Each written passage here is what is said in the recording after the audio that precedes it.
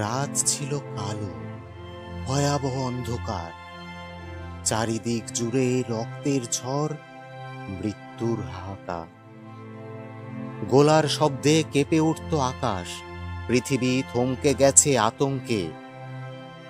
তবু বুক চিরে দাঁড়ালো তারা, যাদের স্বপ্ন ছিল লাল সবুজের পতাকা, যাদের শপথ ছিল এই মাটি যাবে না শত্রুর হাতে, যাবে না কখনো।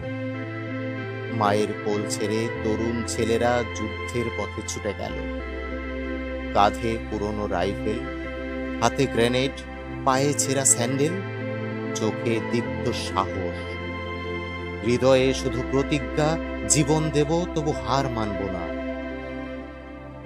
কেউ ফিরল না আর, শুধু খবরে পদ্মা, মেঘনা, যমুনার জল রাঙা হয়ে উঠেছে তাদের রক্তে। অচেনা গ্রামে, অপরিচিত খালে তাদের দেহ শুয়ে আছে চিরভূমে।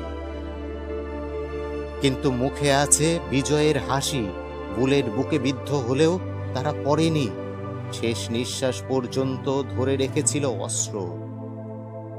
শত্রুর গুলির সামনে দাঁড়িয়ে যেন পাহাড়ের মতো অটল, কারণ তারা জানত স্বাধীনতা বিনা রক্তে আসে না। মা কাঁদল, বোন কাঁদল, প্রেমিকা চেয়ে রইল নদীর পরে।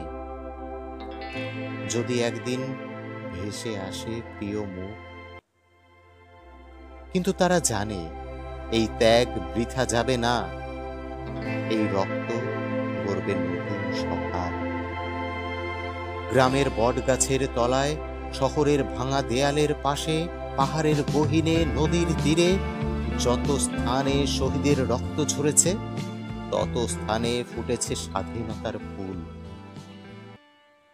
স্বাধীনতার সূর্য উঠল অবশেষে। আমরা জানলাম শহীদের ঘাম, অশ্রু, রক্ত মিলেই গড়ে এই স্বাধীন ভূমি। স্বাধীনতা শুধু শব্দ নয়, এ রক্তে লেখা ইতিহাস, যেখানে প্রতিটি অক্ষরই এক একটি শহীদের প্রাণ। যতদিন আকাশে উড়বে পতাকা, ততদিন শহীদেরা বেঁচে থাকবে আমাদের হৃদয়ের সবচেয়ে উজ্জ্বল আলো হয়ে। তাই আজই এসো ভাই বোনেরা মিলে একসাথে বলি ভালোবেসে, আমার সোনার বাংলা, আমি তোমায় ভালোবাসি।